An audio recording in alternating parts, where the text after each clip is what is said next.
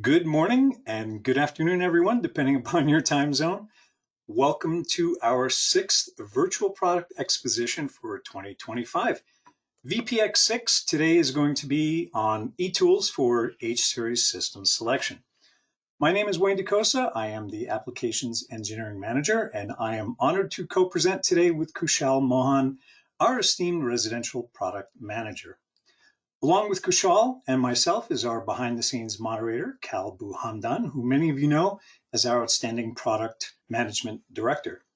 So we know that you have a choice in how you spend your time, so we trust your attendance with us today will be informative, and you'll be able to use what you learned today with every H-Series project moving forward. Now, I must say, I am a little biased, and I personally believe we have the best equipment selection tools in the industry, and I hope that after today's presentation, you'll genuinely share my conviction. And for today's VPX6, we are scheduled for an hour, yet we will shoot for about 45 to 50 minutes to allow for questions afterwards. And speaking of questions, please feel free to use the question pane to send us questions that you may have. But due to today's time window, we will do our best to answer all of your questions, however, after the presentation. And if there are any remaining questions we're not able to get to, we'll make every effort to follow up with you afterwards. So today's live presentation is being recorded as well, and you will be notified by our marketing team when the recording is available. So thanks again in advance for attending. Let's go ahead and get going. And Kushal, please feel to take over, buddy. Thank you so much, Wayne. Good afternoon, everyone. One line introduction about myself. My name is Kushal Mohan. Joined Fujitsu back in 2021, part of the product development team. Started as a product specialist, and I'm currently serving as a product manager for the residential products. Now, without going further today, let's take a quick look at the overview of the agenda today. We will be going over a few slides, highlighting the features, how the layout look on the ICT website, and then jump onto a quick live demo that will cover projects, products, the resources page, and everything that you can do with the Infinite Comfort Pro app. Starting off with the features, I like to call the Infinite Comfort Pro as a product catalog in your product catalog in your pocket. Why do I say that? It's because you have access to all the product specifications like performance ratings, lines and information and refrigeration, additional charge, all the compatible accessories that are listed in the same app, as well as one-click access to the Connect Storefront product page. The Infinite Comfort Pro is not just a product catalog in your pocket. It's also a great project management tool. This lets you create a project, share the project with the customer, add systems, single zone or multi-zone, H-series, J-series system to the project, enter all the project details, and also share it with your customer. And also, in the background, it instantly validates the compatible system combinations. Apart from being a product catalog and a project management tool, the other section that I do want to highlight is the resource library. This section includes a full library of links to Storefront, Access, Zendesk, all the marketing materials of our H-series, J-series products, and the announcements, the application library, you name it, and it should already include a link to that section in the resources. Now, as I've highlighted the features, the Infinite Comfort Pro is an enhanced product library, a great project management tool. It's a centralized resource hub, including the links to the registration and warranty pages. Now, let's see how the layout of each page looks like on the website. On the left, we have the project management page. This project management page includes the project info, where you have all the customer details, their contact information and stuff. Also includes the system information that you have added onto the project. On the right side, you have the product library. It includes all the products that we have to offer, both R32 and R14A. And you have a couple options on how you view it, and I'll be going over them in detail as we go to the live demo.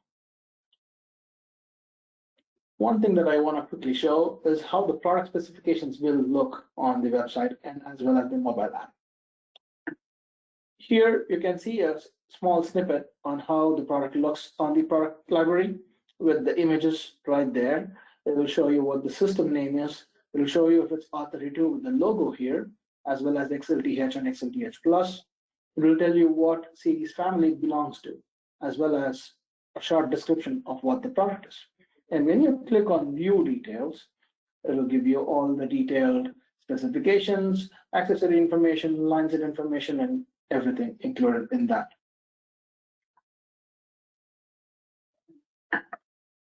I wanted to show a quick view of how it would look on your cell phone with the project management tab listing all the projects that you have added onto your account, the product library with all the products, and again the product specifications. This is how it will look on your cell phone. Now, note that the ICP, the Infinite Comfort Pro, is available for Google and Android platforms. Now let's jump on to a quick live demo. As you can see, the login page, you can either log in with the existing account information or create a new account using the sign up option here. As soon as you log in, we can see the website automatically highlights the different sections we have to offer, like the project, the products, and the settings page. In case you missed that, there's a small exclamation mark on the top right side, and all you have to do is click on it, and you'll see the highlights again for the project page, for all the product catalog information, and the resources page, as well as your account information under profiles and settings. Now, I want to go through it by kind of like try to answer questions. How do we find project information? If we click the small home icon or the project icon here, it will take you to the project homepage. This project homepage will show you all the projects that you have added onto your account. And if you want to look at any of the details of the project, all you have to do is click on the button here, and it will take you to the project info page, where you can see the project name, description, customer information, contact information, and also any pictures or images that you have added to that particular project. Now, how do we find product information? Let's jump onto product catalog. You can see all the list of products that we have to offer: head series, J series, the R32 systems, the R410 systems, everything.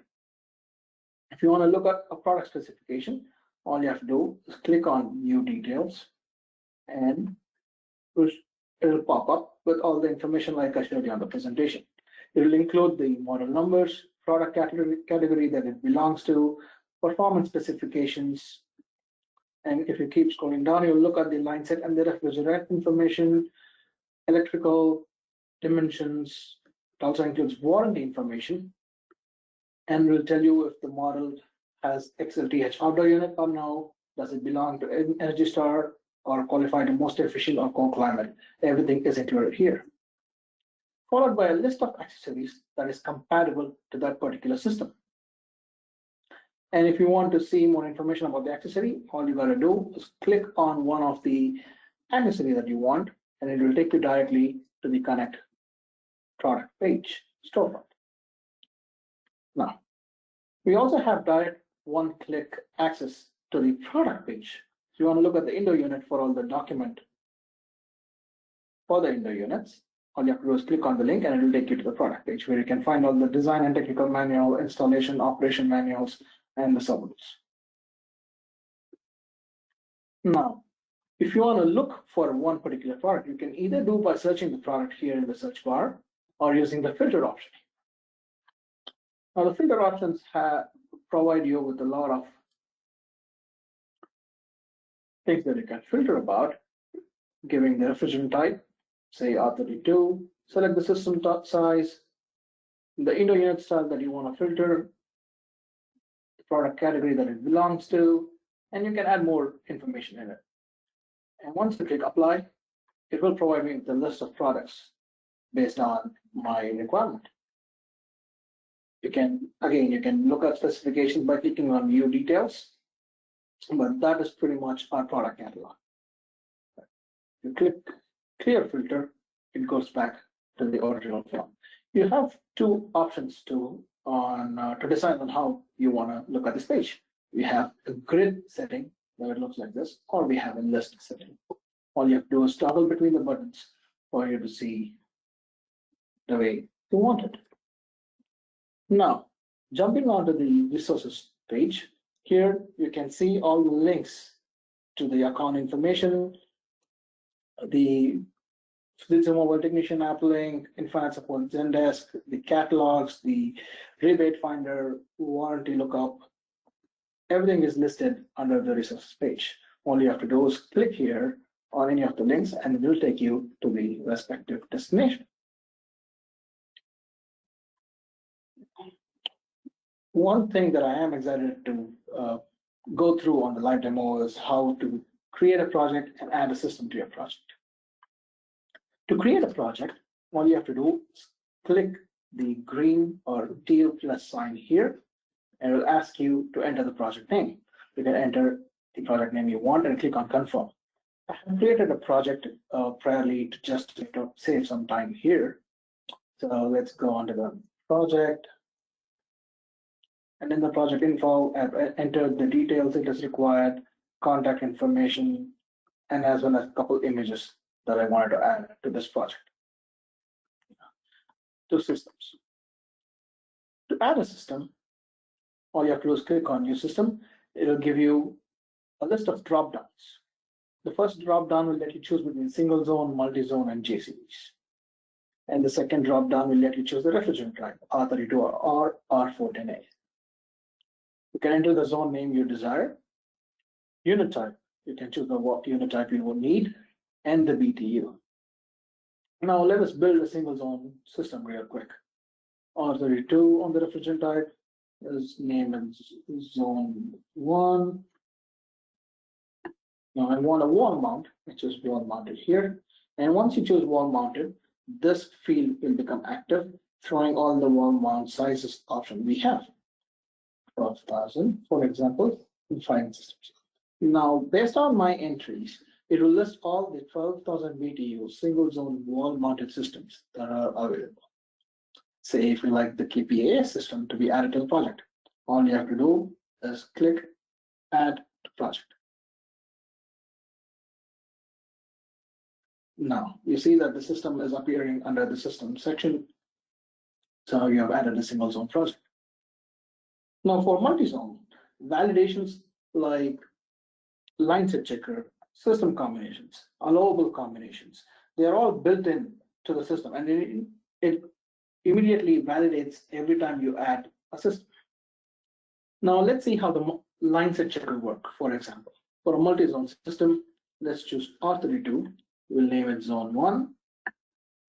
I want to choose compact asset, let's say, and 12,000. Now, as soon as you choose the unit type and the BTU, the indoor models populate automatically. So you do not have to remember the exact model numbers. You choose the indoor model and say, for example, this is just a random line set. And let's do zone 2. Same compact asset, say 9,000. Now you see the model number auto populate. All you have to do is select it and then enter the line set information. Now let's find. Now you see the line set checker in the background worked and it showed an error. It told me the line set, minimum allowed line set is 16 feet and the maximum allowed line set is 82. So we'll have to alter the line set information. Now let's remove the line set information. The line set checker is for your validation only, and we can find a multi-zone system without entering the line set information. When you click find system, it will show you a quick output on which multi-zone auto unit is compatible, and you can choose based on your requirement. All you have to do is select the project and click add to project, and now that will appear under your systems list. Now with the line set checker and system combination checker in place, the Infinite Comfort Pro will always try to stop you from adding a wrong system combination. Now let's check the multi-zone allowable combination and see the see an example for the error. Right? That's been a multi-zone system. R32, zone 1. Let's select mid-static this time. 18,000 ARUH. We'll keep the line set empty. 2. Multi-position 18,000 ARUH. Now I want to add one more zone. How do I add? There's an add more zone button here. All you have to do is click on it. We'll add zone 3. Multi-position inducted. AMUH 24. And find system. Oh, select the system. That's fine. Now it will say BGF combination not found for the selected filters. So based on your selection, it is telling you that there's no other unit of this combination is not valid. Now all you have to do is select a valid combination. Let's make sure we select the right one. Now let's go with static 12 ARUH. Zone 2 will be wall mounted. 9,000, but this is 09 keep EOS. For zone 3, I'll keep compact, I say 9,000. That's fine. The system.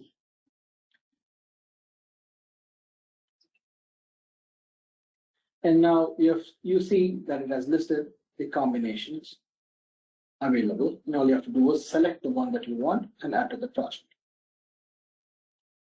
Now that we have added systems to the project, let's see how to share this information with the customer. You see the small share button here. All you have to do is click on it and enter the email address that you want to send the information to, and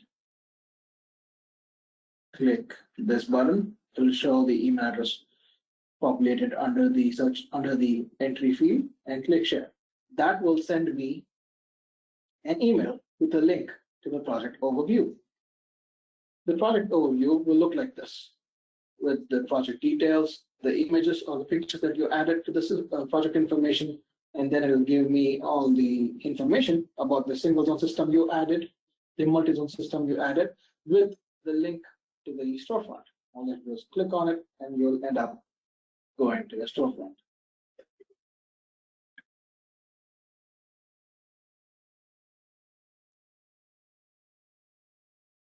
Awesome.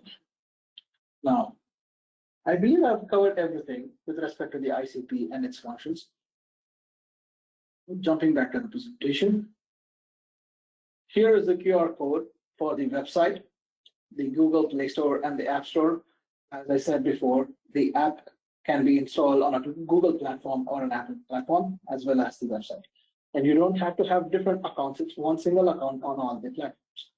If you have any questions or concerns, or if you are having any issues with the app, there are a couple ways where you can reach out to us. One, you can directly email to icphelp@fujitsugeneral.com, or when you go to the settings page here, all you have to do is go under support request and fill in all the details, select the issue you're seeing, enter some details, and send support request. This will send an email to the respective support professional who's handling it, and they'll get back to you as soon as possible with a solution. I believe I've covered the major aspects of the Infinite Coupler Pro. Now on to the next section of the presentation. That'll be Design Simulator by Mr. Vendicos. Thank you. Why, thank you, Kushal. That was fantastic. And just one moment while we change presenters here.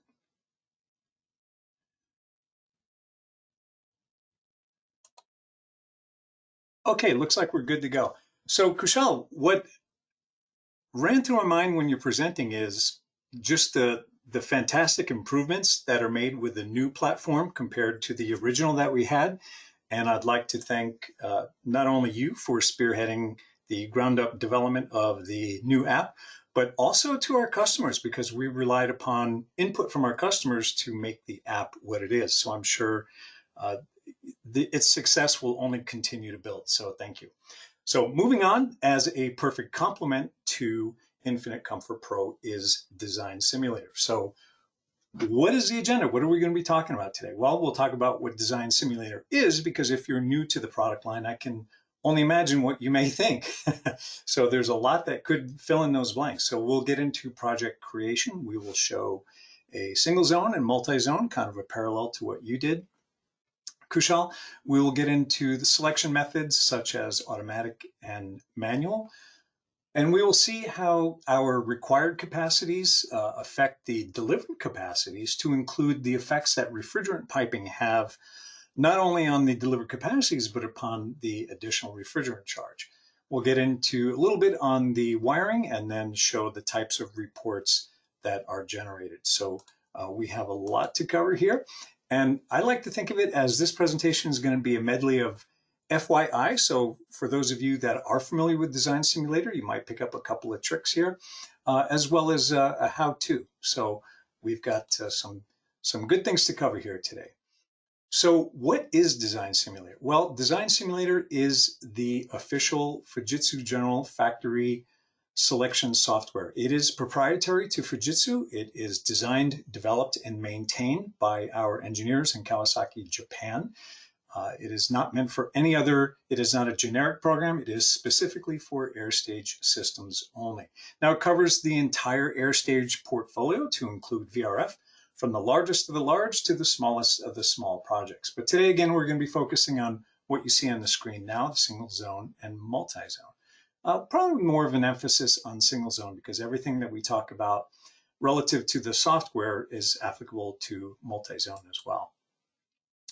And I like to say that Design Simulator is great to manage these what-if expectations. So if we know we have kind of an atypical installation with extremely long line runs, whether it be a vertical separation or the total length is going to be 193 feet, something like that, or if we're in extreme environment conditions, we can account for that in Design Simulator and know exactly how the system's going to behave before the system is installed. So that's critical. So what Design Simulator is not, is it's not a load calc program.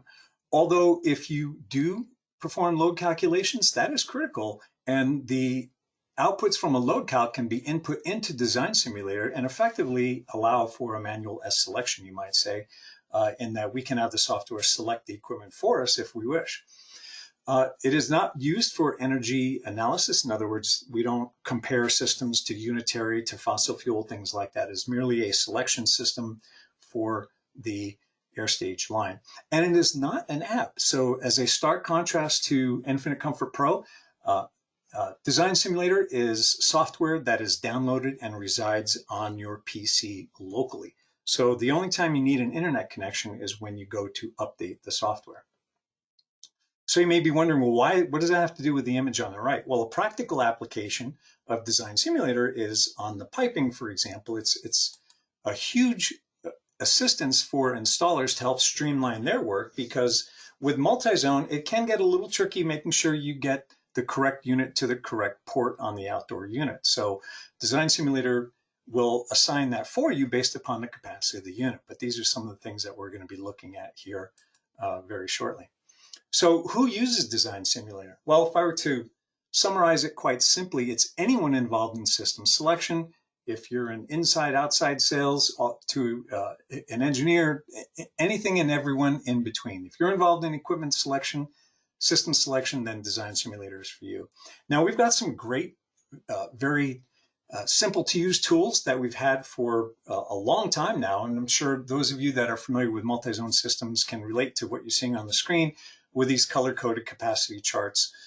In fact, I wouldn't be surprised if some of you have some of these combinations memorized based upon the amount of times that you've done it. But that's what's nice about Design Simulators. You don't have to memorize any of it, because the software will select the equipment for you and keep the rules in check. So effectively, it's a backstop for every project. Now, I put every in caps because I'm a firm believer in Design Sim, not only for what it can do, but for its sales aspect as well, which we'll talk a little bit about.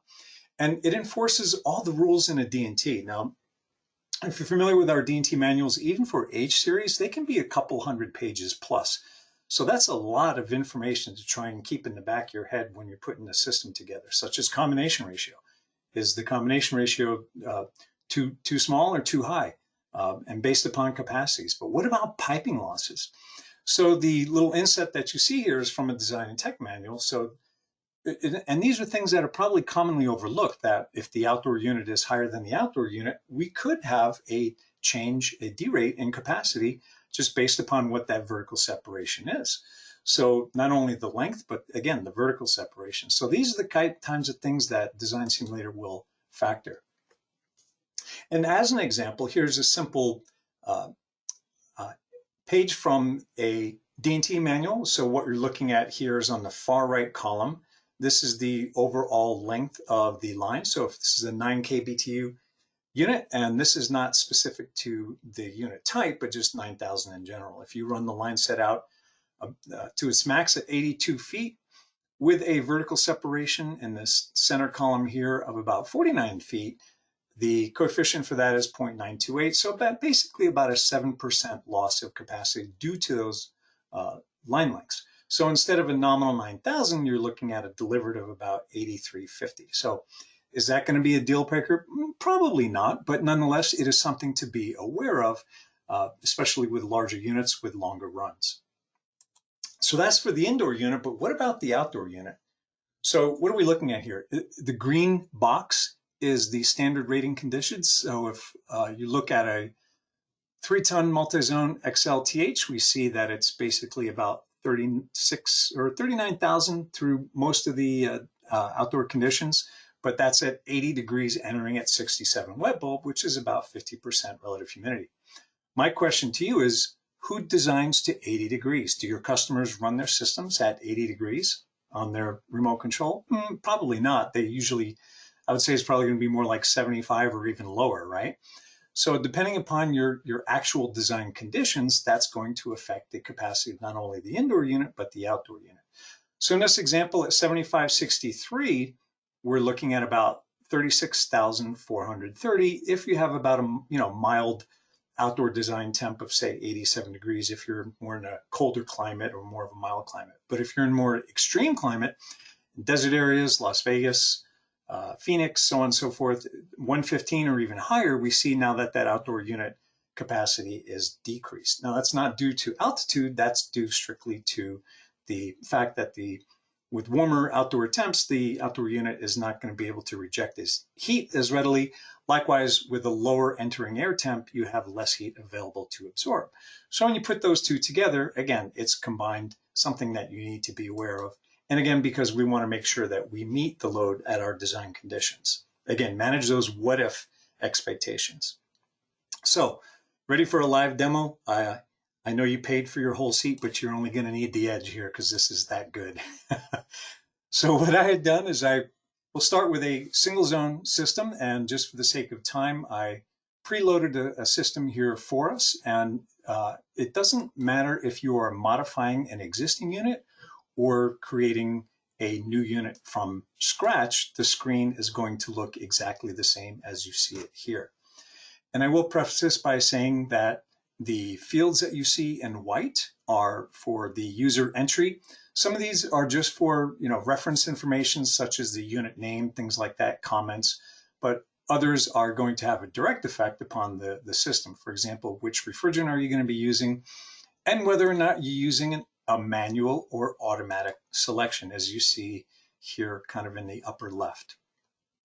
Now, those of you that are familiar with Design Simulator, you probably use this about 95% of the time. In other words, you know what equipment it is that you want already. For example, if you are looking at a multi-position KUAS and we say, well, we wanted an upflow, we can use this small icon here just to the right of the indoor model. And when I click on this, it will go ahead and pop up all of the available capacities for that particular unit type. So we see we go from 1 all the way up to 4 ton, along with all the equipment specs for an at-a-glance view. Now, if you're new to the product line and you are unsure what system you want, if you know what you want in terms of capacity, but you're not familiar with the model nomenclature, if you click on the large icon, it will pull up every current production system that we have. Now, on the upper left here. So this is something that can be configured as a default in Design Simulator, in that you can show all of the previous generation units too, to include our legacy systems. But as I mentioned, let's just say you know that you wanted a multi-position upflow, and if you see these buttons here that correspond to the available capacity. So let's just say we know we want a 3-ton multi-position. If you go ahead and click in the 36,000 BTUs, as I see here, once you click that radio button, it will go ahead and populate with the selected unit. Now that's if you do a manual selection. So we could almost end the presentation right here and say, here you go, we're done. It's that easy. But we will take a look at how these other variables can affect the delivered capacity. And what I want to point out to you also is towards the very bottom, where my mouse is moving at the moment, you see it says capacity. We have the required capacity and the actual capacity. So this is optional, this required capacity. The software defaults to 2,000 BTUs. You can change that if you want. But if you're doing an automatic selection, these are the numbers that you'll want to put in. So this is what I was referring to before, that if you had a load calculation, you could input the required capacity at your design conditions here. So for the sake of argument, let's just go ahead and punch in 30,000 BTUs for our total capacity. And let's just say we want 22,000 sensible. That's about a 0.74, 0.75 sensible heat ratio. And for our heating capacity, let's say we want 30,000 BTUs. So as I'm plugging along here, the automatic selection, this bold indoor unit model that you see right here, this is dynamic. So this model is going to change based upon our input conditions. So we're back to our rated temperature conditions, but as I mentioned before, who actually runs their system at those temperatures? Not too many. So instead of 80, let's just select 75, which is actually an ACA default design. Now, if you notice, as soon as I input 75, it increased the indoor unit to 36,000. And if you see down here, this is what we're looking at. So the required capacity is 30,000. The 2.5 ton could not. It could do it at 80 degrees, but at 75, again, less heat to absorb. We have to go with a larger system. So our indoor heating design at 70 is fine. Let's just say we're in a warm climate. Say you do your due diligence and you know that you want to meet load when it's 102 degrees outside. We want to guarantee the customer 75 degrees indoor. And let's just say it also gets pretty cold in the winter, so we will change, again, the rated conditions to reflect our actual design. I'm using a fictitious, on the fly 5 degrees here. So we can still see that even at 75 and 102 outdoor and 5 degree outdoor, 70 degree indoor, we're still good with a 3-ton unit, so that's good. Now, if you want, what's nice about Design Simulator also is it's kind of like having a fan table at your fingertips. So you can input the CFM and it will be able to determine if your required CFM at your design static is within range also. So let's just say we know that we wanted 1,000 CFM because initially we were looking at a 2.5 ton system. And let's just say based upon our design, we had, a high pleated or high pressure drop 4-inch media filter, and we had a lot of ducting, and we need about 9/10 of an inch of external static. So if we enter this, we can see here, first of all, the allowable range goes up to 0.8. Now, actually, 0.8 is very generous for an air handler as well. So again, this is going back to the fact that Design Simulator will not let you make a mistake. Now, the airflow is merely optional. You don't have to do that. But again, for a prudent system designer that's doing a manual J as well as manual D, these values become very helpful. Back to our lines, we know the equipment's rated for 25 feet of lines, but let's just say this system is going to go behind the pool house. The customer doesn't want to see it. They want that system far away to be not seen or heard. So see, we're still dealing with a 36K unit at 25 feet, but what happens when we enter in 200 feet? Well, because of that pressure loss and subsequent capacity loss from the refrigerant lines, it steps it up to a 4-ton system, even though our target, again, is 30,000 BTUs. So take a look here at the bottom. We're looking at our actual capacity as 36.4, 36,400. So keep that in mind. We're going to keep the line length the same, but what we're going to do is have a vertical separation now. And let's just say we're going to go, we know that it's again, these are extenuating here, but we're going to go 99 feet vertical separation. Software tells us, no, our input ranges are 0 to 98 feet. So in this case, all right, we can't go 99 feet. Let's just go 95 feet. That's quite impressive, isn't it? For a unit to be able to run 200 feet with a 95-foot vertical lift. Like I said, not typical, but again, this is what we can do. So you will see here that we went from 36.2 down to 34.7. So even though the line length is the same, the fact that we have a vertical separation is going to affect our delivered capacity, at least in the cooling mode. So these are the types of things that Design Simulator can account for, like I said, because you want to make sure, again, the goal is to manage those expectations to make sure your customer is going to be happy. So back to a manual selection. If we were to say, well, we wanted that 2.5 ton system, well, right away it's going to tell us, well, with a 2.5 ton system, we can't push those lines out to 200 feet. We're going to have to keep it more around 160-foot mark. And same thing with our vertical separation. Let's just put it down to something like 45 feet. How about that? And that's still too high. So because we see that our capacities down here in red, 24.4, we're below our target. Well, it's telling us we're not meeting our required capacities. So at this point, what we'll have to do is actually step it up from a 2.5 to a 3 ton. Now we can go ahead and account for our lines. But we see that we're still a little bit short here on the heating. So again, this is where we have to manage the expectations, as I said. So we're going to be a little bit short. So let's just say instead of 30,000, we know 29 is going to be doable. So here we go. Now everything's in check. Moving on to the piping screen. So we see that the piping screen will reflect the input that we had on the previous screen. Now again, for the installer, this could be great because they know that they're going to be running approximately 120 feet.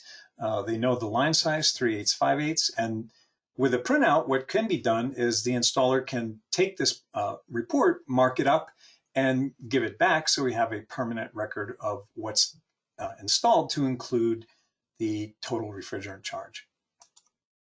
Let's move on to the wiring and options. So we see here that the maximum circuit breaker is 25 amps with a 24.9 minimum circuit ampacity.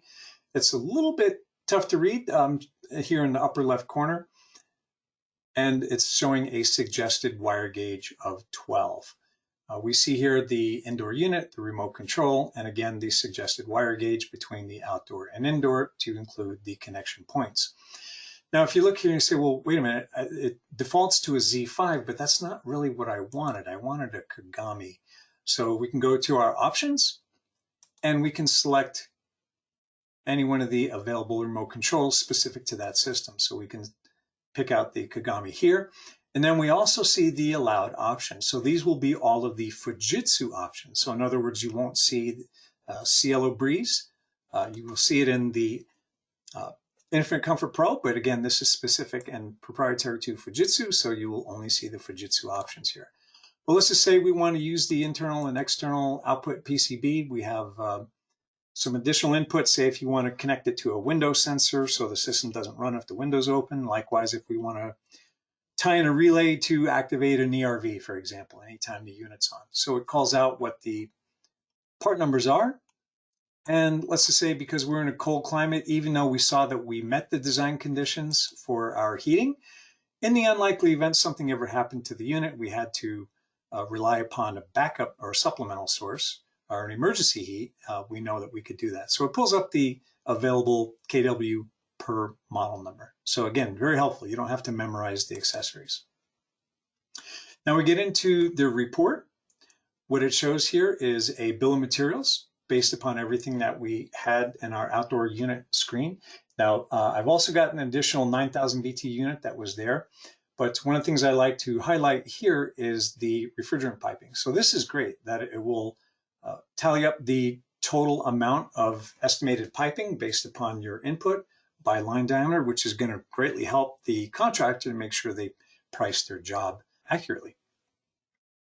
So with that in mind, let's go ahead and go back to take a look at a multi-zone system, and we can apply basically everything we just discussed to a multi-zone system as well. And what's nice about Design Simulator 2 is you can group all different products within one report. For example, if you had a small VRF, if you had a J7S system combined with an H-series single zone, multi-zone, you can combine all of that into a single report. So similar to what we had before, we would work these tabs kind of in order from left to right. We can add a unit, modify, copy, or delete. We'll just get a little wild and crazy here, and we'll go ahead and create a new system. We'll take a look at, say we want R32 with a 3-zone system. And we know because of our design conditions, let's just say we want to pick out XLTH. So again, the available models will be here based upon the dropdown. So as I mentioned before, your capacities, it's going to be the same in that when you adjust your capacities, it will show or adjust your design conditions, it's going to reflect in your actual delivered capacities. So it defaults here to a wall mount. Let's just say we're only going to use 3 zones. We know that we want a mid-static 1 ton. How about a mid-static second 1 ton? And let's just say we want a multi-position upflow 1 ton. We can check the capacity. Okay. And if you notice, we have an error message on the bottom. It says, basically, this system cannot be performed because when we have, again, these are going back to the rules in the D&T, when we select a multi-position or medium static, we can only do 2 of these units, and it will limit the total combination as well. So let's go back and change this, say, to a wall mount. And we can say, all right, we wanted a 9. We'll check the capacity. We're good with this system. But wait, we forgot something. The customer said that they wanted to provide a unit for their bonus room. And you say, all right, so let's go ahead and add it. We'll check the capacity. And again, this connection cannot be allowed. Again, because when we use certain units, because of the internal volume, it's going to limit the number of connections. So we will defer back to 3 indoor units. Now, one thing I will mention too is you notice on the outdoor unit, the images for the lines, that there's no A, B, C, or D in that icon because, or in that image of the outdoor unit, because again, Design Simulator will automatically assign these units based upon their capacity. Now, another thing that we can account for is the lines. So if we had an estimated 88-foot length, it'll tell us here that the input ranges are up to 82 feet. So as I mentioned, it won't let you make a mistake. So if we were to put here, 23, let's make this 20, how about that? And we'll go 45 and 30. We'll check capacity. And here too, here's another error warning that, again, we're looking at a difference in height, the maximum distance between indoor units. Here we've got, it's got to be less than 32 feet. So we've got about 50 feet, so we're going to have to change that. Check capacity and then OK. So there we go.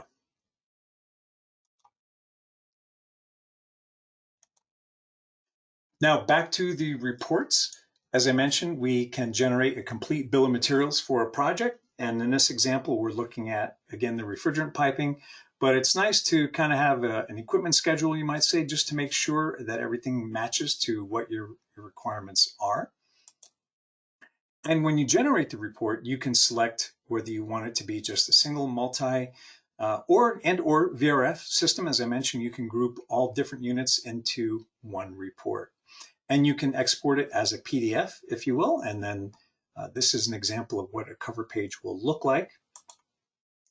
And one of the most important things from a practical standpoint too is the total refrigerant charge, because now we need to make sure that the system is going to comply with our ASHRAE safety standard.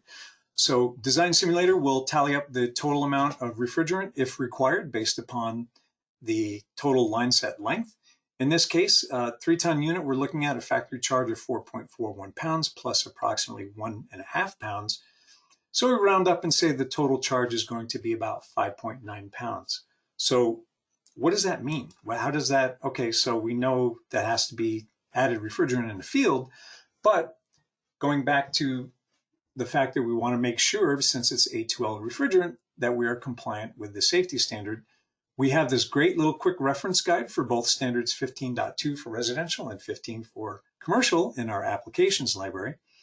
We can see that even with the smallest area entry that's available per ASHRAE of 100 square feet with a 7-foot dispersal height, you see the red box that says 6.7 pounds. That means that doing nothing, quote unquote nothing, so to speak, relative to any type of mediation for A2L, that we can have up to 6.7 pounds of refrigerant, but we are at about just under, we're at about 5.9 pounds. So we have plenty to go with. Now, when you think about it, it's a 3-ton unit, right? It was a 3-ton ducted system. Who's going to put a 3-ton system in a 100 square foot area? Probably not. So this just goes to show that an overwhelming majority of our H-series systems will already be compliant with the safety standards simply because of the refrigerant charge. But even if you max out the refrigerant charge based upon line length, more often than not, you'll be the result will be the charge will be compliant. Now, since it's a ducted unit, also keep in mind that the dispersal area is going to be an aggregate of all the rooms that are served by that unit. So it's not just going to be the smallest area as it would be with a ductless, but ducted, you can use all of the zones served by the ducted unit. So as I mentioned, Design Simulator provides a report that looks like this. So this page can be handed to the installers. Again, we've got our estimated pipe lengths, which could be marked up for an actual. It will give you the total refrigerant charge. In this case, we see we did not need to add any additional refrigerant, but we do know because we have 5.5 pounds, we are over that 4-pound threshold. So again, critical information that we need to be aware of. So what's in it for you? Well, Design Simulator, believe it or not, is actually easy to use. With about an hour's worth of initial guidance and training, I think you will find it's actually pretty easy to use, and especially with H-series system. There's a little bit of a learning curve to it, but once you become familiar with it, I think you'll wonder how you ever did without it. It provides delivered performance details based upon the adjusted design conditions, as we talked about. That rated capacity does not always mean delivered capacity. So, and it's a backstop for every AIRSTAGE project, again, to make sure you manage those expectations for how the system will perform. From my perspective, if I'm a contractor, I think it would be nice to be able to present paperwork like this to the customer, your final documentation that shows, that you can ensure your customer, give that added assurance that we're using the factory design software to make sure the system is a match. And again, it's going to work the way it's expected to. And of course, last but certainly not least, is the refrigerant charge details for every project where your charge is over 4 pounds to make sure we are compliant with the ASHRAE safety standards. So with that in mind, thank you so very much. Again, we know that you have choices and we appreciate your investment and time today. And at this point, let's take a look at our questions. And I think the only outstanding question we have is from Terry, which was Design Simulator needs an altitude D rate. That's a good point. One thing to keep in mind that's interesting about Design Simulator is it is an international program. It is the same program that's used in, you name the country, and it's the same software. However, of course, the software is going to be limited. The database of the equipment is going to be specific to what we have here in North America.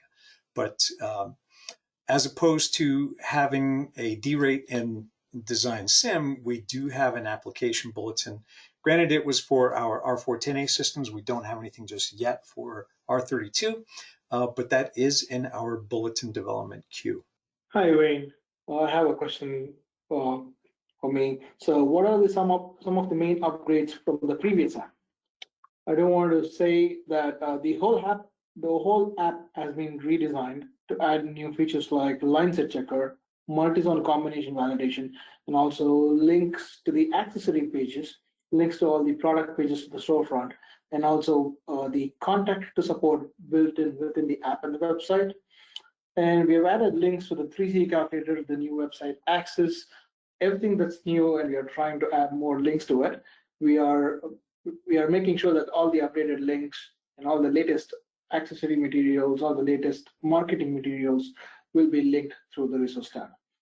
And on the specifications end, we have tried to include as detailed specifications as we can from the D&D and the submittal, now including all the rated capacities at different temperatures, the input powers, the airflow rates, pre-charge information and additional charge information, list of all the accessories, like all the accessories, including the ones that are not shown on the DNT, and also provides a note under each accessory if there's any additional communication kit or an interface kit is required.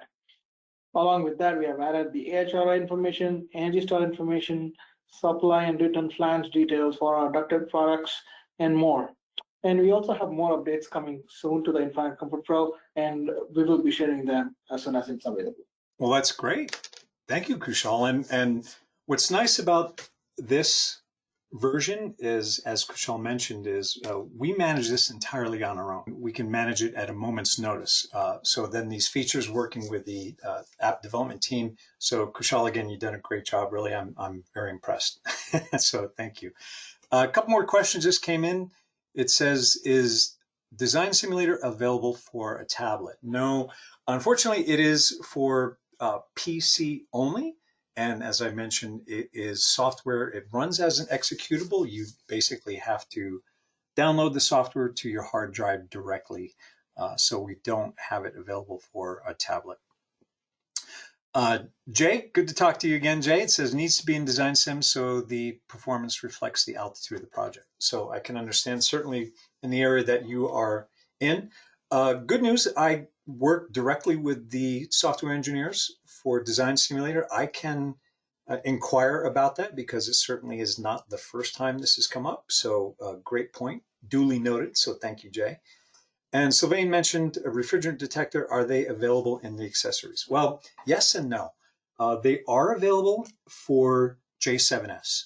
However, they are not available, at least as an accessory, in Design Simulator for H series. Now, as it is, one thing to keep in mind that's a universal constant here, and this is across the board, whether it's VRF or H series, is that every ducted unit has a built-in leak detection sensor, RDS or LDS, however you wish to refer to it as.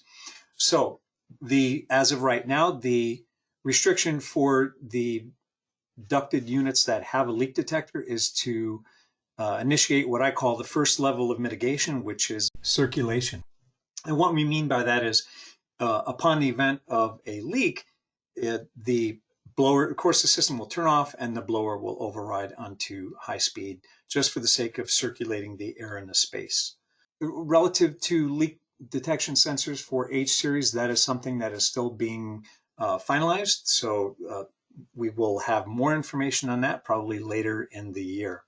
Glenn asked, will it integrate different line sizes to retrofit that show available D-rate? That's a great question. And, that's what we have with unitary, for example. Often, if you look in piping design guides, you can factor different, and it's primarily the vapor line. The liquid line, yes, to an extent, but the reason why we have pressure loss capacity adjustments for liquid line vertical lift is when you think about it, because the EEVs in the outdoor unit, the liquid line is a saturated liquid. It's not a subcooled liquid like it would be in the VRF or unitary. So to answer your question, I don't anticipate that will occur to see alternate line sizes in Design Simulator. However, again, one of the reasons why we have such an assortment and array of application bulletins is to cover topics very similar to what you're asking. So for example, on H series for R32 systems, we do have a bulletin that will discuss alternate line sizes. Now, granted, we don't give the D rate, we don't give capacity adjustments, but what we do is limit the lines. So for example, if you go with a shorter, smaller diameter vapor line, for example, it may reduce the allowable distance by half or maybe even more. So there's a separate application bulletin on that. So again, great question. As the saying goes, all good meetings start on time and end in time. And it looks like we have about maybe 30 seconds left. So if there are no more questions, again, I would like to thank everyone for spending time with Kushal and myself here this afternoon. We truly appreciate your support. Thank you folks so much for being with us today. And yes, this is being recorded. Thanks, Terry. All right, well, thank you, everybody. Thanks again for your support and have a great day.